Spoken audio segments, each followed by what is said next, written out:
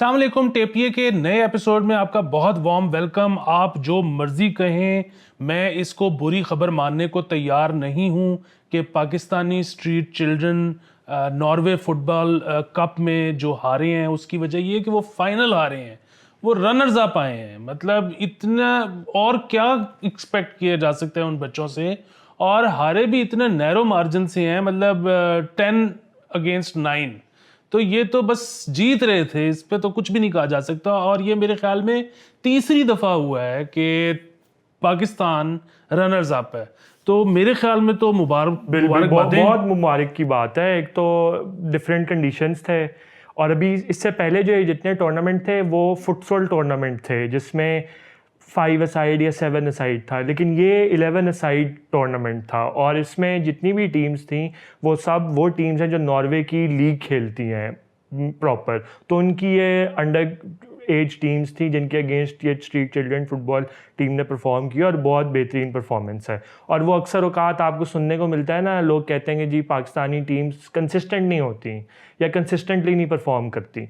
तो इससे ज़्यादा कंसिस्टेंसी क्या है कि 3 टूर्नामेंट्स खेले हैं डिफरेंट सालों के वक्फे के अरसे से, और उसमें जो है इन्होंने कंटिन्यूसली अच्छी कारकर्दगी दिखाई है। तो इस पे तो इनकी जितनी तारीफ़ की जाए, अप्रिसिएशन की जाए, कम है। बिल्कुल, क्योंकि चिल्ड्रन का मतलब ये है कि जो पिछली दफा खेले थे इस दफा तो वो होंगे ही नहीं टीम में। बिल्कुल। सो नए से नया बच्चा आए जा रहा है और वो परफॉर्म करते चला जा रहा है। ये तो बिल्कुल यकीन से बाहर है ये बात। और इसमें जो सबसे अच्छी चीज़ है कि कोई बच्चा अगर किमाड़ी से है तो एक बच्चा जो है वो लंदी कोटल से है, तो यानी डाइवर्सिफिकेशन जो है खिलाड़ियों की वो भी बहुत अच्छी है कि एक KPK से बच्चा है, एक सिंध से बच्चा है, तो आपके पास यानी हर रीजन से आपको खिलाड़ी मिल रहे हैं। और मतलब उस तरह से उनके शायद कॉम्बिनेशंस भी अभी बने नहीं होते जब वो टीम में जाते हैं। बिल्कुल ऐसे। बहुत ये हैरत अंगेज बात है और बहुत ही खुशी की बात है। यहाँ से सीधा चलते हैं एक और अच्छी खबर की तरफ। चेस बिल्कुल में हमारी एक छोटी सी बच्ची, उस इतनी सी है वो छाछ हो गई है। क्या नाम है उसका? आयात अमीन नाम है उनका, और उन्होंने under 12 world school team championship थी चेस की, उसमें उन्होंने जो है ब्रॉन्ज मेडल जीता है पाकिस्तान के लिए। ये बहुत बड़ी बात है। और चेस एक बहुत मुश्किल गेम है जिसमें आपका इंटेलिजेंस लेवल जो है वो काफ़ी ज़्यादा होना चाहिए अगर आप उसमें सक्सेसफुल होना चाहते हैं। और ये टूर्नामेंट था जिसमें सारी दुनिया से टीम्स थी, इंडिया से, जर्मनी से, पोलैंड, बेल्जियम, कनाडा, यानी हर जगह से टीम्स थी, और उसमें ब्रॉन्ज मेडल जीतना बहुत अच्छी बात है। और हम उम्मीद करते हैं कि आगे भी अंडर 16, अंडर 19 और at some point in time जो वर्ल्ड चैम्पियनशिप होती है उसमें भी अच्छी कारकर्दगी दिखाएंगी। रशिया वालों, हम आ रहे हैं। अच्छा, इसके फौरन बाद हम चलते हैं रेगुलर फुटबॉल पे। बड़ों की मेंस। तो हमारा मसला चल रहा था कि अभी क्वालिफायर्स हमने कहाँ खेलने हैं। बिल्कुल। अब पाकिस्तान में तो मुश्किल ही लग रहा है। क्योंकि वैसे तो हमारे शहबाज शरीफ साहब ने कहा कि मैं पूरा पता नहीं ओलंपिक सिटी खड़ा कर दूंगा, लेकिन वो 1 साल में तो नहीं हो सकता। जी बिल्कुल। सो अब क्या कंसिडर कर रही है, कहाँ पे खेला जा सकता है? अभी तो यही आइडियली तो ये होगा कि पाकिस्तान किसी तरह पंजाब स्टेडियम या जो जिन्ना स्टेडियम है उसको 1-2 महीने में अप एंड रनिंग कर दे। पर उसमें यह है कि अभी स्पोर्ट्स बोर्ड हमारा जितना एफिशिएंट है, उन्होंने 18 अगस्त तक PFF ने कंफर्म करके बताना है वेन्यू के यहाँ पे हम अपना मैच खेलेंगे। तो उस तक तो अगर पाकिस्तान स्पोर्ट्स बोर्ड इजाज़त दे देता है तो उसके बाद फिर हमें सारी एनर्जीज इस पर लगा देनी चाहिए कि किसी तरह हम वो ग्राउंड रेडी कर लें, जो भी हो, वो जिन्ना स्टेडियम है या पंजाब स्टेडियम है लाहौर में, कि वहाँ पे मैच हो सके। अगर इन केस वो नहीं होता तो फिर हमें सऊदी अरब जो है उनके साथ हमारी निगोशिएशंस चल रही हैं कि वहाँ पे रियाद या जद्दा में से किसी एक जगह पे हम अपना मैच ऑर्गेनाइज़ करवा लें। और which is good in the sense, but उसमें जो सबसे बड़ा मुझे मसला लगता है कि अगर पाकिस्तान में मैच होगा, पाकिस्तान में मैच होना ज़रूरी है, बिकॉज़ उसकी वजह से एक तो आप हाइप क्रिएट कर सकेंगे, आपका होम क्राउड होगा और बहुत सारी चीज़ें होंगी जिसका फ्यूचर में बहुत फ़ायदा है। बेशक आप मैच हार जाते हैं, बट मैच पाकिस्तान में होना चाहिए। एक तो हम खुदा खुदा करके सिक्योरिटी इश्यूज़ और उनसे बाहर आए हैं।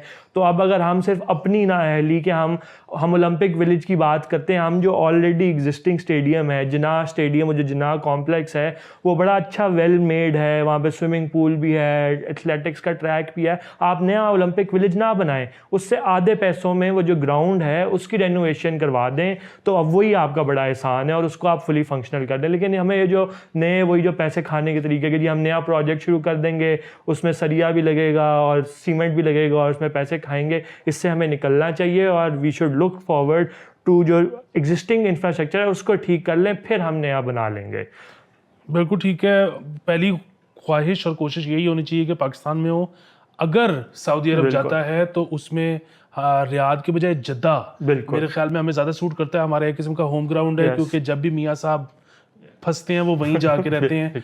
और दूसरी बात ये है कि अगर सऊदी अरब में होते हैं पाकिस्तान के मैचेस, तो एक मेरी बहुत ज़्यादा ख्वाहिश है और मेरे ख्याल में ये कोई बड़ी बात भी नहीं है कि सऊदी अरब जो है अपनी जो लीग्स हैं अब उसमें पाकिस्तानी टीम को मौका दे दे, या फ्रेंडली मैचेस उन टीमों के हमारे साथ करवा दे। बिल्कुल। और यही एक चीज़ शायद अभी निगोशिएशंस में है या डिस्कशन हो रही है कि शायद पाकिस्तान की PFF फ्रेंडली मैच ऑर्गेनाइज करवा ले। सऊदी अरब के क्लब्स हैं, जिस तरह अल नसर है जिसमें क्रिस्टियानो रोनाल्डो खेलते हैं, और इसी तरह अल हिलाल है जिसने अभी बेंजेमा को साइन किया है, नगोलो कांटे को साइन किया है, मबापे की भी बात चल रही थी कि वो भी शायद उधर आ जाए। तो अगर उनके साथ पाकिस्तान को फ्रेंडली मैच खेलने का मौका मिल जाता है तो इससे बेहतर प्रिपरेशन मेरे ख्याल से उस क्वालिफायर के लिए कोई नहीं होगी। और मतलब सऊदी अरब को तो आदत है कि मतलब हम उनके पास जाते हैं और उनसे सीधे ही पैसे मांग लेते हैं। बिल्कुल।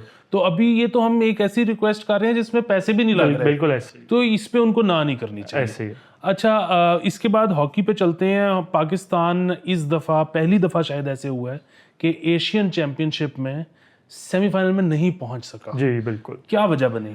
वजह यही है कि पाकिस्तान एक तो हॉकी रेगुलरली अब उस तरह नहीं खेल रहा। ये 7 महीने 8 महीने बाद पाकिस्तान का पहला मैच था। और दूसरी वजह यह है कि पाकिस्तान की एक यंग टीम है, अगर आप एवरेज एज निकाल के देखें तो 25 साल से कम ही होगा। तो इसमें जो मसला जो मुझे लग रहा है वो ये था कि एक तो इनएक्सपीरियंस तो था ही, बट उससे ज़्यादा स्किल लेवल, मैंने जो कुछ मैच देखे उसमें स्किल लेवल का मुझे कोई प्रॉब्लम नहीं लगा। स्किल लेवल शायद इनका सब बाकी जितनी टीम्स हैं उनसे बेहतर ही हो। एक ड्रिबल में 3 प्लेयर्स को भी डॉज कर लेते हैं। पर जो मसला आता है वो कॉन्सेंट्रेशन और जो एक गेम में रहने का तरीका होता है कि जब आप जीत रहे हो गेम तो तब आप अपनी कंसंट्रेशन ना लूज़ करें और आप अपना जो एडवांटेज है वो ना दें। तो वो लगा कि जापान वाला मैच हो, कोरिया वाला मैच हो, इंडिया वाला मैच हो, लाइक इंडिया से तो हम ऑल दो 4-0 हार गए, बट पहले 2 क्वार्टर्स में हमने अच्छी हॉकी खेली, बट उसके बाद फिर हम ना कर सके कोई खातिर ख्वार, हमने 3 गोल खा लिए और हम मैच हार गए। कोरिया और जापान वाले मैचेस में तो हम लीड कर रहे थे, लाइक एक टाइम पे हम 3-1 लीड कर रहे थे, लेकिन हमने अपनी वो लीड गिव अवे कर दी और एंड पे ड्रॉ करना पड़ा। तो इस तरह की जो गलतियां हैं, और इसमें एक मसला ये भी है कि जो हमारा कोचिंग स्टाफ है, ऑल्दो वो रेहान भट्ट और मोहम्मद सिकलैन पुराने खिलाड़ी हैं हॉकी के, बट उनको एज सच टेक्निकली वही वो पुराना स्टाइल है कि ड्रिबल और प्रेशर, और उनसे जब सवाल पूछें तो वो कहते हैं जी एम्पायरिंग ठीक नहीं हो रही या वो नहीं हो रही।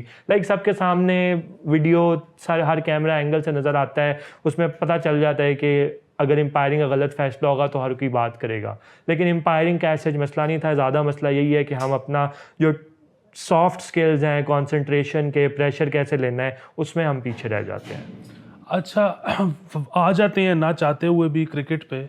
क्रिकेट में जो हमारा डोमेस्टिक स्ट्रक्चर है उसमें कुछ तब्दीलियां आई हैं। बिल्कुल। अब जब से ये नया PCB की मैनेजमेंट कमेटी बनी, पहले सेठी साहब के अंडर, अब ज़का अशरफ के अंडर, तो जो पुराना PCB का जो कॉन्स्टिट्यूशन 2019 में जब इमरान खान साहब की हुकूमत आई थी तो जो बना था, तो उसके बाद कहा गया था कि उसको हम ख़त्म करके तो जो 2014 का कॉन्स्टिट्यूशन है या जो 2018 का कॉन्स्टिट्यूशन है उसको दोबारा बहाल करेंगे। तो वो बीच में सेठी साहब की मैनेजमेंट कमेटी चली गई, तो फिर अब ज़का अशरफ साहब की मैनेजमेंट कमेटी आई और उन्होंने टेक्निकल कमेटी बनाई थी जिसमें मिसबाउल हक, मोहम्मद हफीज़ और थे, और उन्होंने कहा था कि हम नया डोमेस्टिक स्ट्रक्चर बनाएंगे। तो जो नया डोमेस्टिक स्ट्रक्चर है उसमें उन्होंने 2 टीयर्स में डिवाइड कर दिया है। एक ट्रॉफ़ी होगी जो कायद-ए-आज़म ट्रॉफ़ी होगी, वो 8 रीजन्स खेलेंगे। एक ट्रॉफ़ी होगी जो हनीफ मोहम्मद ट्रॉफ़ी होगी, जो बाकी के 8 रीजन्स हैं वो खेलेंगे, जो टॉप 8 में नहीं है। और फिर एक और पैट्रन्स ट्रॉफ़ी होगी जो कि 8 डिपार्टमेंट टीम्स खेलेंगी। तो इसका मतलब है कि in total 24 teams domestic cricket खेलेंगी। ऑल जो हनीफ मोहम्मद ट्रॉफ़ी है उसको डोमेस्टिक क्रिकेट का नहीं, फर्स्ट क्लास का नहीं होगा, बट स्टिल वो a form of 4 day cricket होगी। तो उसका मतलब है कि आपके पास 24 टीम्स हैं। 24 टीम्स का मतलब कि उनके 15 स्क्वाड्स हैं। तो उसमें ये तो आर्गूमेंट आप दे सकते हैं कि ज़्यादा खिलाड़ियों को खेलने का मौका मिलेगा, पर जब इतनी ज़्यादा क्रिकेट हो रही होगी तो आपकी जो क्वालिटी है वो सफ़र करेगी। और क्योंकि अभी वो रीजन्स का भी आपको सही नहीं पता कि कई जिस तरह रीजन्स फॉर इंस्टेंस कई खिलाड़ी जो हैं वो सियालकोट से हैं या कई खिलाड़ी गुजरावाला से हैं। अब उनका अगर रीजन टॉप 16 रीजन्स में है ही नहीं तो वो कहाँ जाएंगे, वो फिर किस रीजन के लिए खेलेंगे। इसी तरह हैदराबाद है या लाड़काना है या जो साउथ के रीजन्स हैं, बहावलपुर है या इससे जो एडजेसेंट हैं उनका क्या बनेगा। इसी तरह केपी में एबटाबाद है या जो डिफरेंट रीजन्स हैं उनका क्या स्टेटस होगा, उनका जो टैलेंट स्काउट है उसको कैसे होगा। तो वो वंस अगेन हमने अपने लिए चीज़ें आसान करने के हमने और कॉम्प्लिकेट कर दी हैं। जो सबसे आसान सलूशन होना था वो ये था कि जो पिछला जो अभी एग्जिस्टिंग डोमेस्टिक स्ट्रक्चर था जिस पे पिछली डोमेस्टिक सीज़न हुआ था, 6 टीम्स थी जिसमें, उसको आप एक्सपैंड कर लेते और उसमें 10 टीम्स कर देते और उसमें आप उनको रीडिफाइन कर देते रीजन्स को कि जी ये रीजन्स होंगे, उनके अंडर ये प्लेयर्स होंगे, तो वो एक बेहतर तरीका होता। मेन आपका तो मोटिव ये होना चाहिए कि डोमेस्टिक क्रिकेट की बेसिस पे आपकी जो ओवरऑल क्रिकेट है वो बेहतर हो। उसका ये मोटिव नहीं होना चाहिए कि आपने लोगों को जॉब्स कितनी दे दी हैं, बिकॉज अल्टीमेटली डोमेस्टिक क्रिकेट इसलिए है कि आपका जो क्रिकेटिंग इंफ्रास्ट्रक्चर है वो कंपेटिटिव हो और पाकिस्तान की जो नेशनल टीम है उसको अच्छे से अच्छे खिलाड़ी वो प्रोवाइड कर सके। तो जब आप इतना बड़ा कैनवस कर देंगे तो एक तो मैनेज करना मुश्किल है, उसमें क्वालिटी रिटेन करना मुश्किल है। जब इतनी टीमें होंगी तो फिर आपको उसके लिए उसी हिसाब से पिचेस चाहिए, उसी हिसाब से ग्राउंड्स चाहिए। पिचेस जब वो 2 महीने या 3 महीने का ड्यूरेशन होता है जिसमें मैचेस होते हैं तो वो पिचेस की क्वालिटी फिर, बिकॉज एक पिच अगर 4 दिन आपने खेला है मैच और 2-3 दिन बाद फिर दोबारा मैच है तो आपको उस पर फिर घास छोड़नी पड़ेगी। तो वहाँ पे फिर आपकी जो ये सीमर्स होते हैं 120 किलोमीटर की स्पीड वाले, 130 किलो, वो ज़्यादा इफेक्टिव हो जाएंगे। आपको पेस बॉलिंग चाहिए होंगे। एक जो बड़ी रीज़न थी कि 2010 ऑनवर्ड 2015-16 तक पाकिस्तान के पास अच्छे फास्ट बॉलर्स नहीं आ रहे थे, वो उसकी रीज़न ये भी थी कि पाकिस्तान की जो डोमेस्टिक क्रिकेट की पिचेस थी वो बिल्कुल ग्रीन टॉप्स थी। तो वहाँ पे कोई भी जो छोटी स्पीड का भी पेसर था वो हाईएस्ट विकेट टेकर बन जाता था, पर इन एसेंस वो कोई उसका उतना कमाल नहीं होता था, उसमें पिच का ज़्यादा रोल होता था। तो उस वजह से वो भी होगा। और बैटिंग में भी फिर आपके बैट्समैन जब लंबी बैटिंग नहीं करेंगे तो वो कैसे इंटरनेशनल क्रिकेट में जाके लंबी बैटिंग कर सकते हैं या प्रॉपर बैटिंग कर सकते हैं। या इवन इन फैक्ट अगर हमें मॉडर्न क्रिकेट की तरह शॉट्स खेलनी है तो उसके लिए भी आपको ऐसी पिच चाहिए जो आपको इतना रूम दे कि आप वहाँ पे शॉट्स खेलें। यही ना हो कि आप अपना सर बचा रहे हों या मुंह बचा रहे हों या बॉल रोकने की कोशिश कर रहे हों। तो इन टर्म्स ऑफ दैट ये बहुत सारे मसले हैं जिनको एड्रेस करने की ज़रूरत है और जिन पे एक लॉन्ग हार्ड हमें लुक करने की ज़रूरत है। और वही है कि हम फिर वही दायरों में जो सफ़र करते हैं तो वही क्रिकेट में भी हिसाब है कि हम वही दायरों में आ गए। इसी तरह T20 जो नेशनल T20 उसमें भी 18 टीम्स होंगी, which are too many teams. उसमें एक तो फैंस का आप इंटरेस्ट नहीं रख सकते, दूसरा फिर आप वो टीम सिर्फ इसलिए कि आपकी 18 टीम्स हैं उसके लिए आप वो फिर खिलाड़ी पिक कर रहे हैं, उसमें क्वालिटी जो है वो फिर बिल्कुल ही एक्सपोज हो जाती है। हालांकि जो पिछले अभी 2-3 सीजन में नेशनल T20s हुए हैं वो बहुत कंपेटिटिव थे और उनमें इंटरेस्ट भी था।